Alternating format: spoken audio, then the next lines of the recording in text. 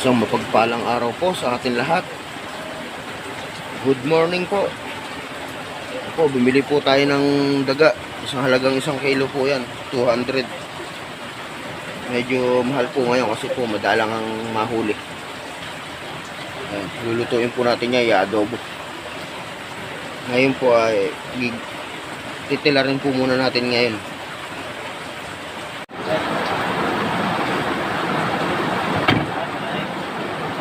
So, gagawin na po natin.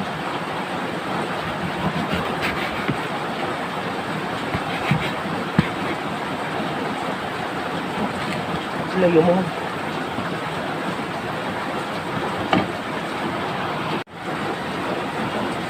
Ayan, gawin na po natin. Idol. Sarap-sarap po nito. Lilinisin lang po natin mabuti para po safe. Sa mga hindi nga po pala kumakain dyan, pasensya na po kayo sa aking video. Pero sa mga kumakain naman po nito at nakakakilala, palike and share naman po. Pa-heart na rin po. Po, agad na. Ba.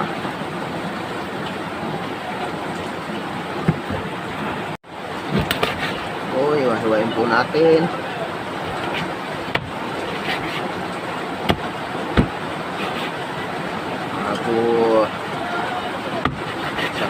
Masarap ang daga. Masarap. Check po natin yung ano niyan, baka may bayag Tanggalin po natin yan. Mapanghi po yan, mapanghi.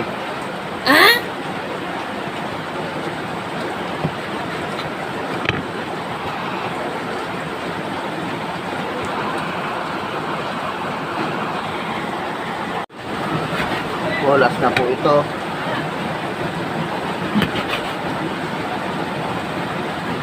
Isa na lang po ito. Mayayari na po tayo. Papakuluan naman po natin ngayon yan. Hugasan po muna natin. Saka po natin papakuluan. Ayun po. Tapos na po. Natilad ko na po siya. Natilad na. Kesa na po kayo. Medyo madilim Ayan o. Tilad na po yan. Hugasan na po natin, tsaka po natin ngayon papakuluan. Ngayon, kumuha po ako ngayon ng tanlad. Papakuluan na po natin yan. So, sinalang na po natin. So, hintayin na lang po natin munang kuluan. Ayan po, tapos na nga pong pakuluan yan. Ayan po, tinanggal na po ang tanglad. Ayan, maganda po ang pagkakakulo niyan. Walang kalansa-lansa. At ayan na nga po, hinango na nga po yan. At ayan po, nagpainit na nga po ako ng kawali at nilagyan na po ng bawang, sibuyas, inambog na po at saka po ang luya.